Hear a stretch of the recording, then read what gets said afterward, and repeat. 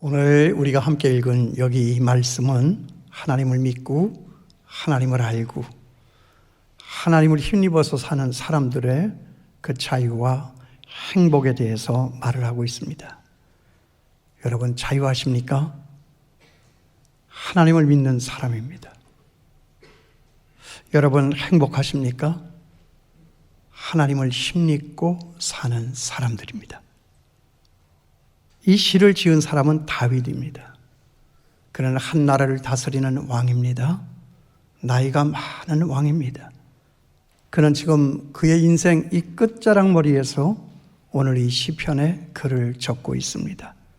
그러니까 저나 여러분 우리가 이 시편을 대하기 전에 먼저 주목해야 될 것은 이것입니다. 그는 왕이었다 라고 하는 점과 그는 지금 그의 인생 거의 끝자락에서 이 시를 짓고 있다라고 하는 점입니다. 모든 것을 다 해볼 수 있었고 모든 것을 다 경험해 살아볼 수 있었던 그가 먼저 노래하는 것이 무엇인가? 그가 제일 먼저 관심 가지고 입을 벌려 첫마디로 노래하는 그것은 과연 무엇일까? 여호와는 나의 목자시니 내가 부족함이 없으리로다. 그는 왕이었으니까 내가 지금 앉아있는 이 왕의 보좌는 나의 목자시니 내가 부족함이 없으리로다. 그렇게 노래하지 않았습니다. 그는 노년의 사람이었으니까 그는 그리고도 왕이었으니까 내게 있는 이 황금보화는 나의 목자시니 내가 부족함이 없으리로다. 그렇게 노래를 하지 않았습니다. 여호와는 나의 목자시니 내게 부족함이 없으리로다. 여호와는 나의 목자시니 내게 부족함이 없으리로다. 그렇게 노래를 하고 있어요. 그렇다면 여러분 이건 다윗이고 저나 여러분 우리는 어떠냐 하는 것이죠. 여러분 저나 여러분 우리 인생의 목자는 누구입니까? 누가 우리의 삶을 인도하고 있으며 누가 우리의 삶을 보호해 주고 있으며 누가 우리의 사는 것에 필요를 공급해 주고 있습니까? 부모입니까? 자녀입니까? 남편입니까? 아내입니까? 누가 저나 여러분 우리들의 삶의 목자입니까? 도대체 누굽니까? 도대체 누가 우리 인생을 흔들림 없이 인도해 주고 도대체 누가 우리 인생을 거칠 것이 없이 보호해 주고 도대체 누가 우리 인생을 모자람이 없이 공급해 주고 있습니까? 돈입니까? 권력입니까? 자리입니까? 인맥입니까? 저는요 어렸을 때 학교 가는 것이 꿈이었어요. 남들이 다 가는 학교 가는 게 뭐 그렇게 대단하냐라고 여러분들 말씀하실지 모르지만 저는 그랬습니다. 그도 그럴 것이 제게는 제가 학교 가는 것을 원하는 사람들이 하나도 없었기 때문입니다. 그래서 상급 학교에 갈 때마다 얼마나 힘들고 어려웠는지를 몰라요. 왜 그렇게 가려고 했는지. 그런데 지내놓고 보니까요 그 학교가 그 학력이 그 학위가 내게 만족을 주는 것이 아니었다라고 하는 거예요.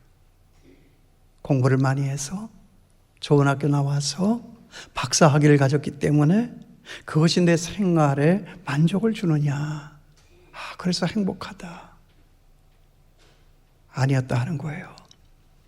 저는 또 사랑하는 사람과 결혼을 해서 살면 정말 만족할 수 있을 거라고 생각을 했습니다. 그런데 아니었습니다.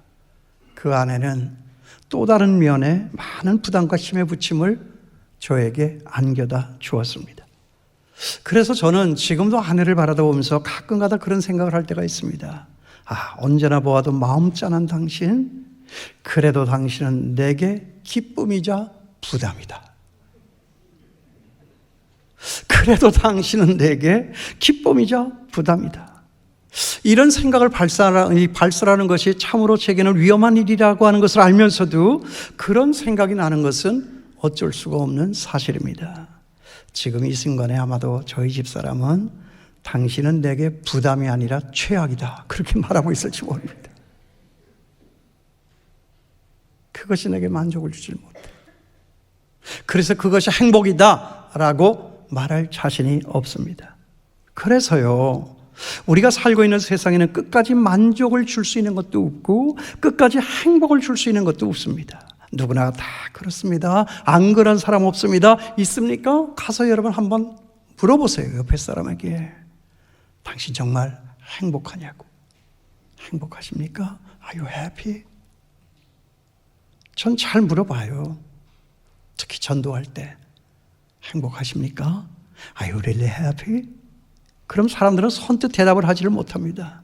거의 다가 뭐라고 생각을 하고 표정을 짓느냐 하면 너 지금 나한테 무슨 짓을 하고 있느냐라고 하는 표정을 짓습니다. 왜 그렇습니까?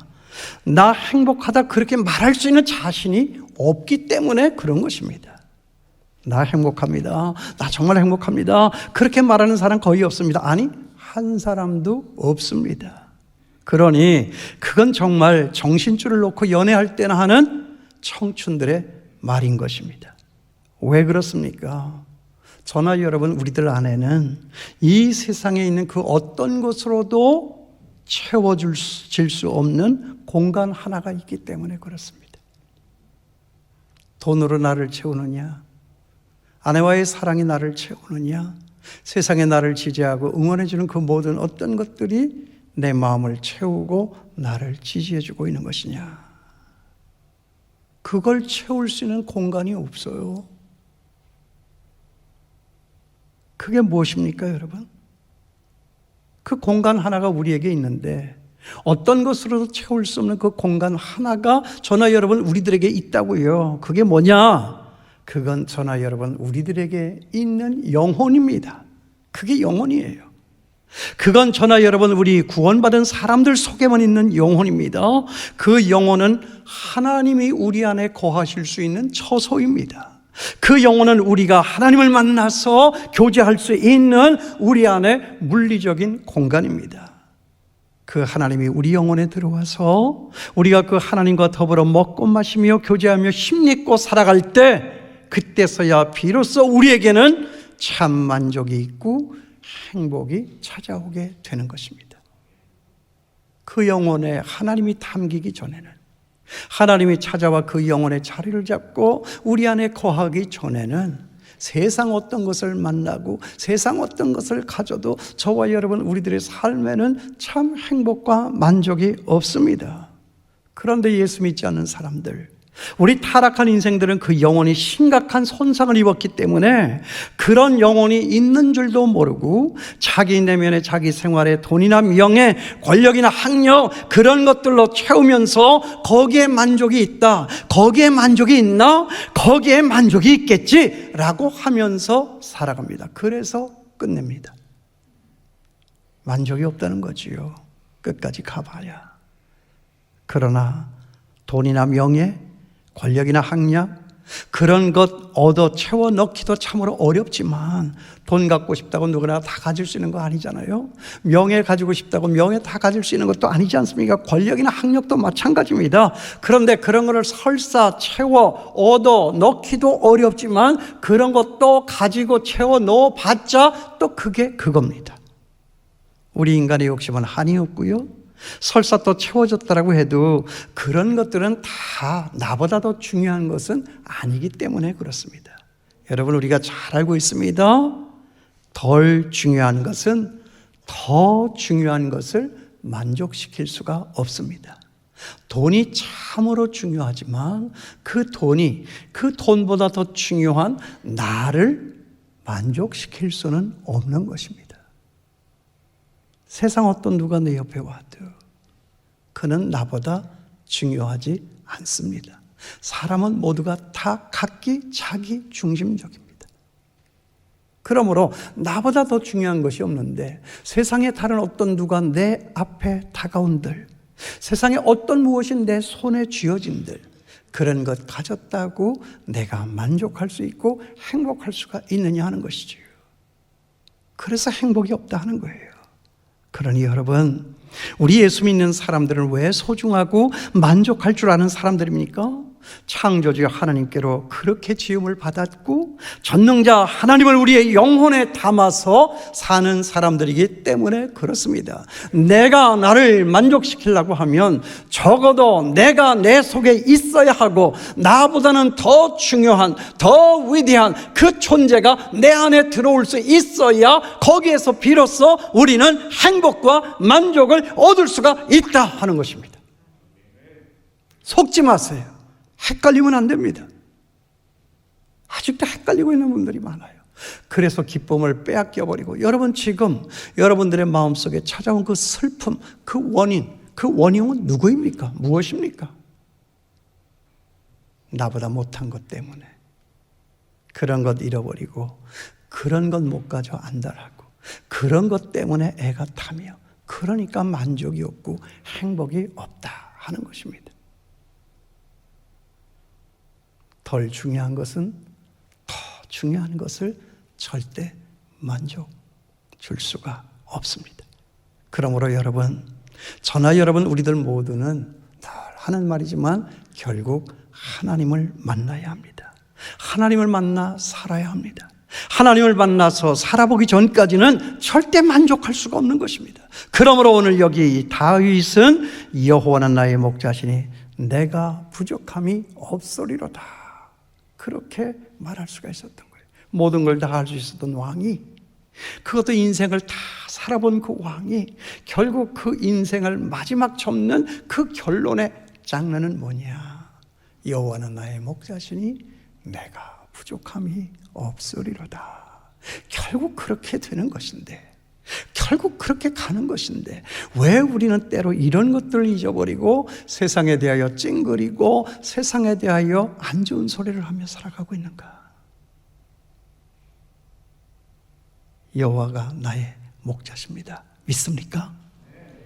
여러분, 돈이 목자가 되고 왕이 목자가 되고 그동안 내가 이루었던 수많은 업적들이 내가 목자가 되었다라고 하는 이 사람들은 결코 만족할 수가 없습니다. 왜냐하면 그런 것들은 중요한 것이지만 나보다 더 중요한 것은 아니기 때문에 그렇습니다. 왜냐하면 그런 것들은 다 지나가는 것이요, 그렇기 때문에 나를 끝까지 지켜줄 수 있는 나 최종의 내 안전자산이 아니기 때문에 그렇습니다. 결정적인 순간에 배반을 해요. 결정적인 순간에 내 마음에 허전함을 더합니다. 공부도 그렇고 아내도 그렇고 자식도 그렇고 세상의 업적도 그렇고 세상의 명예도 그렇고 결정적인 순간에 배반하는 것이 그런 것들 아니냐 하는 것이죠. 오늘 이 시간 이런 하나님의 말씀을 들으심으로 또다시 다른 인생길을 새 출발하여 나아가시는 저와 여러분 될 수 있게 되기를 주님의 이름으로 축원합니다. 부탁합니다. 오늘 우리 여기 들어왔다 나가요. 이제부터 나아가서 우리가 만나는 세상은 달리 보일 수 있길 원하고, 내가 만나는 그 인생은 다르게 보일 수 있게 되길 원하고, 길거리에 지나가는 사람들, 길거리에 지나다니는 그 버스의 풍경들, 그런 것을 바라볼 때에도 새로운 시선, 새로운 가치, 새로운 목적물로 바라다 보일 수 있게 되기를 바랍니다. 아니야, 저런 것들은 아니야. 우리 인생이 좀 새로워지면 좋겠어요. 정말 달라져 나아가는, 여기 왔기에 달라질 수 있는 저와 여러분 되었으면 좋겠습니다. 그 다음에 여기 다윗은 그 행복과 만족을 어떻게 노래를 하고 있습니까? 거기 2절에서 4절까지 있는 말씀이에요. 그가 나를 푸른 풀밭에 누이시며 쉴만한 물가로 인도하시는도다. 내 영혼을 소생시키시고 자기 이름을 위하여 의의 길로 인도하시는도다. 내가 사망의 음침한 골짜기를 다닐지라도 내가 해를 두려워하지 않을 것은 주께서 나와 함께 하심이라. 주의 지팡이와 막대기가 나를 안위하시나이다. 여러분, 여러분의 인생길을 누가 인도합니까? 하나님이 인도하십니다. 여러분의 인생길을 누가 보호하십니까? 하나님이 보호하십니다. 여러분들의 인생길을 누가 공급하십니까? 하나님이 공급하십니다.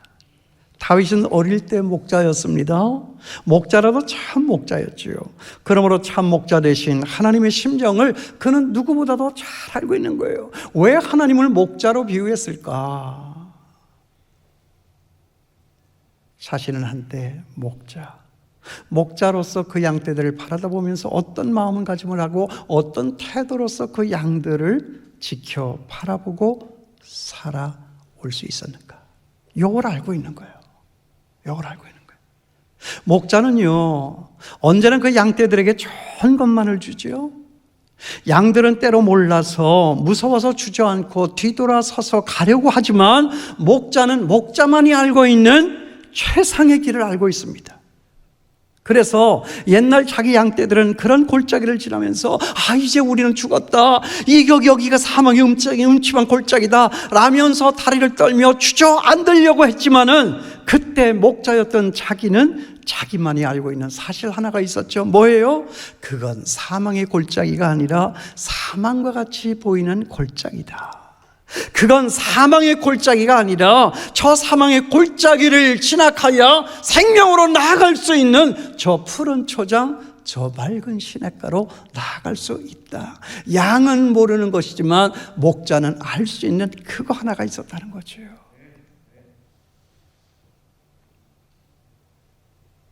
그 골짜기를 타고 올라가야 저 산 위에 푸른 초장이 있고 저 음침한 사망의 골짜기를 내려가야 저 아래 쉴 만한 물가가 있다라고 하는 이 사실을 목자는 알고 있었던 것 아니냐는 거죠.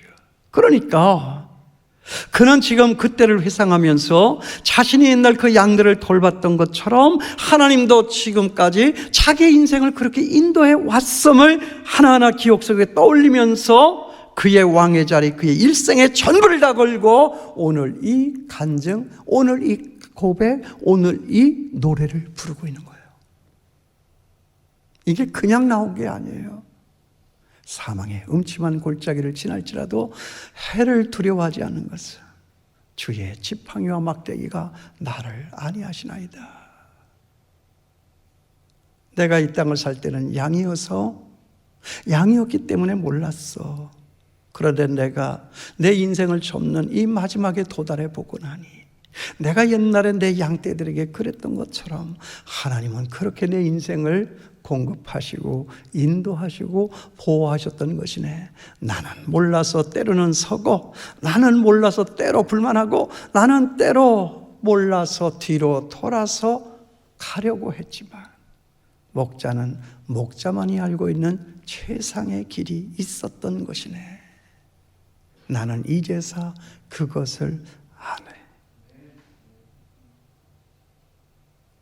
그러므로 여러분, 우리가 만난 하나님은 이런 하나님이시죠. 저나 여러분에게 있는 지금의 이 사망과 같아 보이는 골짜기가 푸른 초장, 맑은 시냇가로 이어진다라고 하는 사실 여러분 믿습니까? 정말 믿습니까? 진심으로 믿습니까? 지나가는 거예요.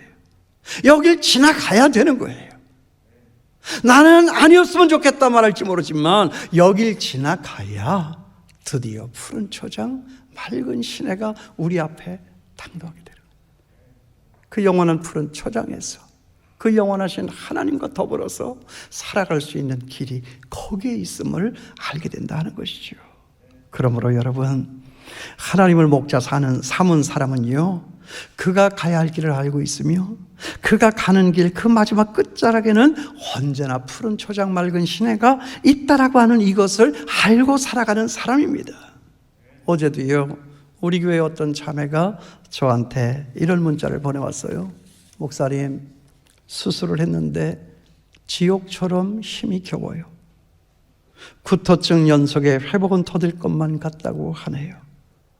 그래서 제가 아픈 가슴으로 이런 답을 했어요. 아유, 어째 불쌍한 우리 집사. 그래요, 저도 알아요. 저도 그랬어요. 그래도 먹어야 해요. 그래야 상처가 빨리 마물고 진통제를 줄여야 구토증도 점점 개선이 돼요. 왜 그렇게 구역질이 나는가 했더니 수술을 해놓고 그 상처 아물기까지 아프잖아요. 그러니까 진통제를 세게 쓰니까 이것이 부작용으로서 이게 토가 나오는 거예요. 내가 그렇게 좋아하는 거 왜 그렇게 못 먹었는지. 참 이상하다. 내가 임신한 것도 아닌데 왜 이럴까? 여러분 아십니까? 제가 그래서 그렇게, 그리고 마지막 끝머리 이렇게 했어요. 힘들어서 어쩌나. 나도 경험한 것이기에 더 몸서리쳐 온다. 목사님도 그랬구나. 저 위로가 되겠죠? 그랬더니 또 이런 문자가 왔어요. 부작용인 혈종과 다리 부종 때문에 의료진은 걱정을 하고 있지요. 피주머니 소변줄을 차고 있어 간호조무사들 짜증내고 귀찮아해도 부탁해야만 거동 하나가 가능하네요. 참고적으로 이 자매는 혈혈단신, 보호자가 주변에 아무도 없어요. 이 큰 림프 제거 수술에 앞서서 바로 얼마 전에도 2-3달 됐나요? 부인과 수술도 감당을 해야만 했던 자매예요. 그래서 제가 또 이런 답실 문자를 보냈습니다. 불쌍한 사람, 그래도 이겨야 해요. 지나가야 해요. 지나갈 수 있어요. 그 사망의 음침한 골짜기를 지나가야 푸른 초장 맑은 시냇가에 도달할 수가 있게 되는 거죠. 박수로, 기도로 응원합니다. 집사님 힘내요. 그랬더니 답이 왔어요. 감사합니다. 목사님, 주님과 함께 갈게요. 답이 있습니까? 누가 도와줍니까? 누가 여러분을 보호합니까? 누가 여러분의 그 필요를 공급해 줄까요? 여호와는 나의 목자시니 내가 부족함이 없으리로다. 사망의 음침한 골짜기를 지날지라도 해를 두려워하지 않을 것은 주님의 지팡이와 막대기가 나를 안위 하시나이다. 결국은 하나, 주님밖에 없습니다. 있습니까? 그 다음에 마지막으로 여기 다윗은 그의 일생의 행복과 만족을 어떻게 노래를 하고 있습니까? 거기 6절 마지막에 있는 말씀이지요. 내 평생의 선하심과 인자하심이 반드시 나를 따르리니 내가 여호와의 집에 영원히 살리로다. 주여 여기가 좋사오니 내가 여기에서 천년만년 살기를 원합니다. 다윗의 왕국 그 예루살렘 성에서 내가 이 권력을 행사하며 영원토록 여기에 머물러 살기를 원하이다. 아니에요. 그 세상에 등을 돌리고 서서 내가 여호와의 집에 영원히 살리로다. 맞아요. 세상에 있는 동안에는 쉼이 없어요. 아세요? 자식이 아무리 좋지만 근심거리잖아요. 아내가 아무리 좋지만 때로는 부담이잖아요. 나는 뭐 최상일까요? 그러고 보니까 제가 아프고 나면서 겪고 알게 된 것이 뭐냐면 그래, 세상에는 쉼이 없지. 내가 죽어서 가야 쉴 수 있겠구나. 내가 여호와의 집에 영원히 거하리로다. 사느라가 바빠서 이거 잘 모르고 이거 사모할 줄 모르는데 여러분 그 끝자락을 알아야 지금의 이 삶이 지탱이 되는 거예요. 그게 없으니까 당황하는 거예요. 그게 없으니까 힘들어하는 거예요. 그 결과를 알고 있는데 내가 여호와의 집에 영원히 거하리로다. 최선 다하겠습니다. 죽으면 천국입니다. 주여 붙잡아 주시옵소서. 우리가 여기서 주목할 것은 뭐냐 하면 영원이라고 하는 시간의 경계를 허무는 시간의 개념하고요, 옳고 그름을 결코 따져 묻지 않는 아버지, 그 아버지의 집이에요. 나는 이걸 주목하는 거예요. 여러분 세상이 무섭고 두려운 게 뭐예요? 그런 아버지가 없고 그런 아버지 집이 없기 때문에 그런 것입니다. 그게 있다면요 뭘 염려할 게 있어요? 잠시 거칠 것도 있죠. 잠시 힘들 것도 있죠. 잠시 아픈 것도 있습니다. 그러나 우리에게는 나를 기다려주는 아버지 있고 그 아버지의 집에 내가 영원히 살 수 있는 소망이 있어요. 뭘 그럽니까? 그럼 다 지나가는 거예요. 그러니까 그들의 일생이 고아와 같이 외롭고 고아와 같이 괴롭고 고아와 같이 사는 거예요. 왜요? 아버지가 없어. 아버지 집이 없어. 이게 지금 하나님 없이 사는 저 세상 밖의 사람들 삶의 모습 아닙니까? 제가 우리 어머니 전도할 때 참 전도가 어렵더라고요. 제가 효자가 아니어서 그렇겠죠.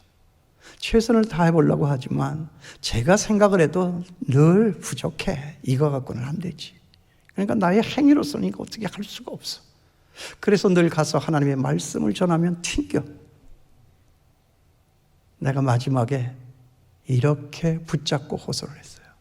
엄마, 이 세상 살며 지질이 고생하며 살았잖아.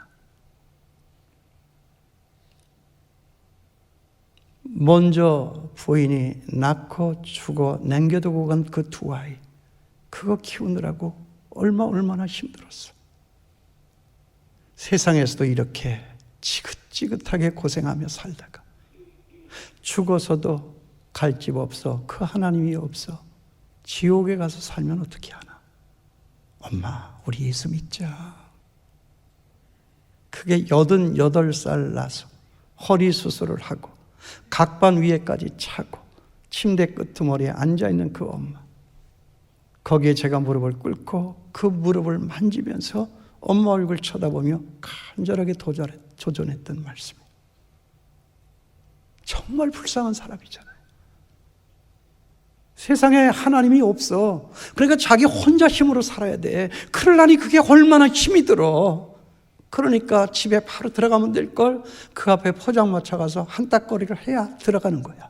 그게 세상 남자들의 삶이야. 그게 제일 불쌍한 남자들이지. 술 먹는다고 구박하지 말고 왜 이분께서 오늘 그 주님을 만나셨을까 생각하는 여러분 될 수 있게 되길 바라요. 얼마나 힘들어요. 자기 혼자서 그 일 감당하려니까 이 식구들 먹여 살려야 되니 세상에서도 이렇게 지질이 고생하다가 죽어서도 지옥에 가면 어떻게 하느냐 그 말이에요. 하나님이 있어야 해요. 아버지 집이 있어야 합니다. 그 아버지 집이 없는 한, 그 아버지를 만나지 않는 한은 우리에게 결코 만족과 행복은 없을 거예요. 그래도 여러분, 그 중에서도 우리 인생에 가장 두려운 게 뭐죠? 죽는 거죠. 건강 잃어버리는 것도 두려운 것이고, 사업 실패하는 것도 두려운 것이고, 사랑하는 사람을 두고 떠난다라고 하는 그것도 두려운 것이지만 그보다 더 무서운 것은 뭐냐? 죽는 것입니다. 세상의 죽음보다 더 두려운 것은 없습니다. 내가 이제껏 한 번도 가보지를 못했던 그 낯선 길, 누구도 나와 함께 같이 갈 수 없는 나 혼자만의 그 외로운 길, 내가 사랑했던 사람들을 다 뒤에 남겨두고, 내가 사랑했던 그 모든 일들을 다 뒤에 남겨두고 나 혼자서 그 죽음의 길을 가는 것보다 더 무서운 일은 없을 것이다.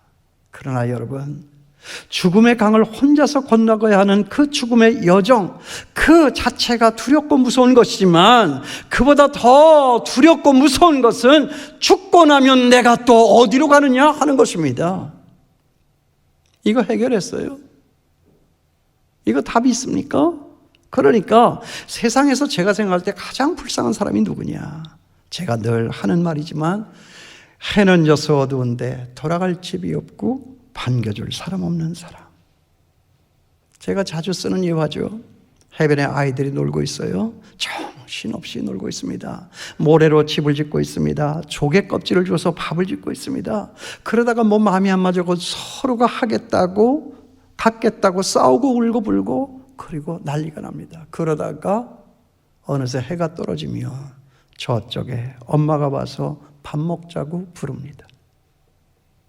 그럼 아이들은 그때까지 갖고 놀던 거 다 뿌리치고, 그거 내 거라고 우기며 싸웠던 그런 것까지도 다 던져버리고, 그냥 손에 모래알 털고 바지에 붙은 모래알 털면서 엄마 하고 달려가는 거잖아요. 저는 이것이 인생이라고 생각하는 거예요. 그래서 이 예화를 가끔 드는 거예요. 그렇게 소중했던 거, 그거 없으면 내가 죽을 것 같아. 다른 사람들의 마음을 핥히고 살키면서 상처 주면서 살았던 그거, 그게 뭐가 그렇게 중요해요? 해가 떨어져요. 저쪽에 엄마가 있어요. 얘야, 밥 먹자. 다 소용없는 거잖아요. 그런데 그 중에서 어떤 한 아이는 자기 불러주는 엄마가 없는 거예요. 안아줄 엄마가 없어. 돌아갈 집이 없다 하는 것이죠. 그래서 세상에서 가장 불쌍한 아이가 누굴까? 바로 이런 아이입니다. 해는 져서 어두운데 찾아오는 사람 없어. 밝은 달만 쳐다보니 외롭기 한이 없다. 여러분, 갈 데 있습니까? 속으로 대답하세요. 대답 안 하면 안 나갑니다. 여러분, 갈 데 있습니까? 그 갈 데가 어디입니까? 여러분, 반겨줄 사람 있나요? 그 반겨줄 이가 누굽니까? 여러분, 지금 우리에게 죽음이 다가오고 있습니다. 갈 준비 됐습니까? 우리 죽은 다음에는 어디로 가는 거죠? 어떻게 되는 것입니까? 하나님의 품에 주소를 정하십시오. 우리가 사는 것은 그런 것을 결정하며 살아가는 것입니다.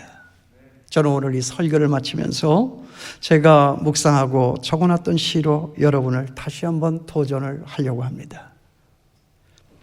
어떤 보물이 우리를 부요하게 해줄 것인가? 그것이 무엇이든 그것 때문에 우리는 더 가난하게 되는 것 아닐까?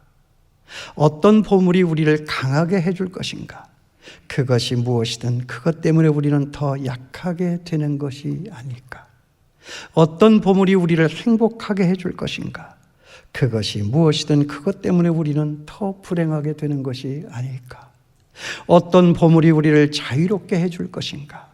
그것이 무엇이든 그것 때문에 우리는 더 혹독한 노예가 되는 것이 아닐까? 어떤 보물이 우리를 온전한 삶으로 인도할 것인가? 그것이 무엇이든 그것 때문에 우리는 더 후회하고 허무하게 되는 것이 아닐까? 어떤 보물이 우리의 영혼의 갈증을 풀어줄 수 있을까? 그것이 무엇이든 그것 때문에 우리는 더 목마르게 되는 것이 아닐까? 기도하겠습니다.